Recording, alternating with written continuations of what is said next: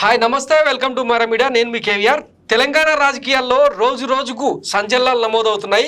నిన్నటికి నిన్న కాంగ్రెస్ లో కాలే యాదయ్య బీఆర్ఎస్ ఎమ్మెల్యే ఢిల్లీ వేదికగా ముఖ్యమంత్రి రేవంత్ రెడ్డి సమక్షంలో చేరడం సంచలనంగా మారింది. మొన్న కల్వకుంట్ల కుటుంబానికి కేసీఆర్ కు అతి దగ్గరైన సంజయ్ రావు జగిత్యాల ఎమ్మెల్యే కూడా చేరడం అనూహ్య పరిణామం. అంతకుముందు మాజీ స్పీకర్ గా మాజీ వ్యవసాయ శాఖ మంత్రిగా పనిచేసిన పోచారం శ్రీనివాస్ రెడ్డి కేసీఆర్ కు అతి దగ్గర, ఆయనకు రైట్ హ్యాండ్ లాగా కూర్చొని అంటే చాలా ప్రాధాన్యత ఇచ్చారు కేసీఆర్. అట్లాంటి వ్యక్తి కూడా కాంగ్రెస్ కండువా కప్పుకోవడం సంచలనం. సో ఇట్లాంటి కీలక నేతలే కేసీఆర్ కు బీఆర్ఎస్ కు దూరం అవుతున్న నేపథ్యంలో గులాబీ రేఖలు ఒక్కొక్కటిగా తెగిపోతున్నట్టు తెలుస్తోంది. ఈ నేపథ్యంలో బీఆర్ఎస్ లో మిగిలేది ఇంకా ఆ ఆరుగురే అన్న చర్చ అయితే పెద్ద ఎత్తున జరుగుతుంది. ఆ ఆరుగురు ఎవరన్నది ఇప్పుడు హాట్ టాపిక్ అన్నమాట.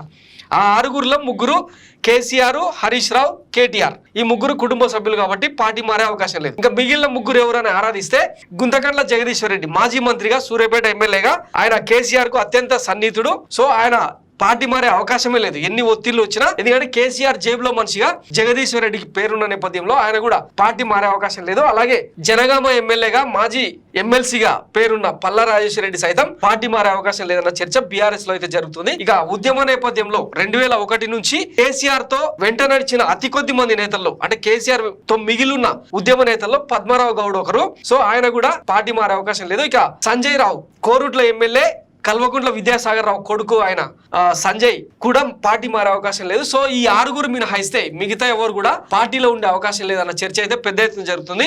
ఇక గ్రేటర్ పరిధిలో మొత్తం 17 స్థానాల్లో బీఆర్ఎస్ అభ్యర్థులు గెలిచారు. మాజీ మంత్రి తలసాని శ్రీనివాస్ యాదవ్, మాగంటి గోపీనాథ్, వివేకానంద, ఇట్లా మొత్తం 17 మంది ఎమ్మెల్యేల్లో ఎవరు కూడా, మాజీ మంత్రి మల్లారెడ్డి కూడా ఆ పార్టీని వీడే అవకాశం ఉంది. అలాగే సబితా ఇంద్రారెడ్డి, సుధీర్ రెడ్డి, ఇట్లా చెప్పుకుంటూ పోతే మొత్తం ఈ లిస్టుకు అంతు పొందు లేకుండా పోయే అవకాశం ఉంది. సో ఇప్పటికే బీఆర్ఎస్ నుంచి 7 ఎమ్మెల్యేలు కాంగ్రెస్ లో చేరిండ్రు. మరో 13 మంది వచ్చే నెల మొదటి వారంలో అసెంబ్లీ సమావేశాల లోపే చేరే అవకాశం ఉందన్న సంచలన కథనాలు వెలువడుతున్న నేపథ్యంలో ఇక బీఆర్ఎస్ ఈ ఆరుగురితోనే డ్రైవ్ అయ్యే అవకాశం ఉంది.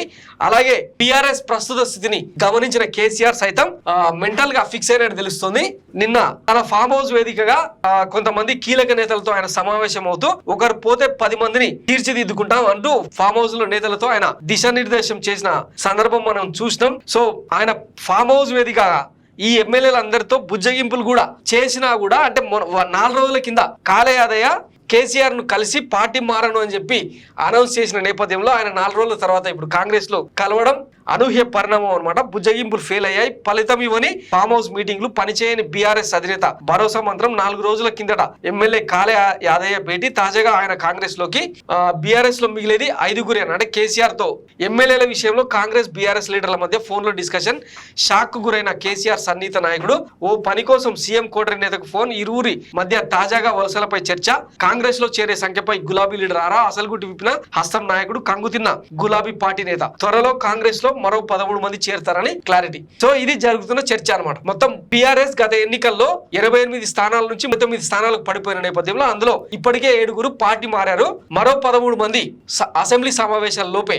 ఈ వ్యవహారం ఎట్లా సాగుతుందంటే మూడో కంటికి తెలియకుండా స్వయంగా రేవంత్ రెడ్డి, ముఖ్యమంత్రి హోదాలో రేవంత్ రెడ్డి, అలాగే పొంగులేటి శ్రీనివాస్ రెడ్డి వీటన్నిటిని తెర వెనుక కోఆర్డినేట్ చేస్తున్నట్టు తెలుస్తుంది. సో మూడో నాయకుడికి తెలియకుండా ఈ వ్యవహారం జరుగుతున్న నేపథ్యంలో ప్రతి 2-3 రోజులకు ఒక షాకింగ్ ఇచ్చేలాగా ప్లాన్ చేసినట్టయితే కనిపిస్తుంది. దీనికి గతంలో అంటే రేవంత్ రెడ్డి మొన్న చిట్ చాట్ లో మాట్లాడుతూ చెప్పింది ఏంటంటే ఇది కేసీఆర్ చేసిన పనే కదా, కొత్తగా మేమేం చేయట్లేదని చెప్పి ఆయననే సమర్థించుకున్న పరిస్థితుల్లో ఇది అంటే బ్యాక్ బౌన్స్ అవుతుందా లేదంటే కలిసి వస్తుందా అన్నది కూడా చూడాలి. ఎందుకంటే అత్యవసర మెజార్టీతో కేవలం 64 సీట్లతో మొన్న సికింద్రాబాద్ కంటోన్మెంట్ ఉప ఎన్నికల్లో గెలిచిన ఎమ్మెల్యేతో కలుపుకుంటే మొత్తం 65 మంది ఎమ్మెల్యేలు ఉన్న నేపథ్యంలో గతంలో బండి సంజయ్, ధర్మపురి అరవింద్ లాంటి వాళ్ళందరూ కూడా, లక్ష్మణ్, కిషన్ రెడ్డి లాంటి వాళ్ళు కూడా కాంగ్రెస్ ప్రభుత్వం కూలిపోతుంది అన్న నేపథ్యంలో అని స్టేట్మెంట్లు ఇచ్చిన నేపథ్యంలో రేవంత్ రెడ్డి మిగతా కీలకమైన మంత్రులందరూ కూడా అలర్ట్ అయ్యి బీఆర్ఎస్ సభ్యులందరూ కూడా కలుపుకునే ప్రయత్నం చేస్తున్నారు. అలాగే అసెంబ్లీలో బీఆర్ఎస్ ఎల్పీని లేకుండా చేసే ప్రయత్నం కూడా చేస్తున్నట్టు తెలుస్తుంది. చూద్దాం మరి తెలంగాణ అసెంబ్లీలో ఎట్లాంటి పరిణామాలు చోటు చేసుకుంటాయి. Thanks for watching Mara media. నేను మీ కేవీఆర్. Thank you.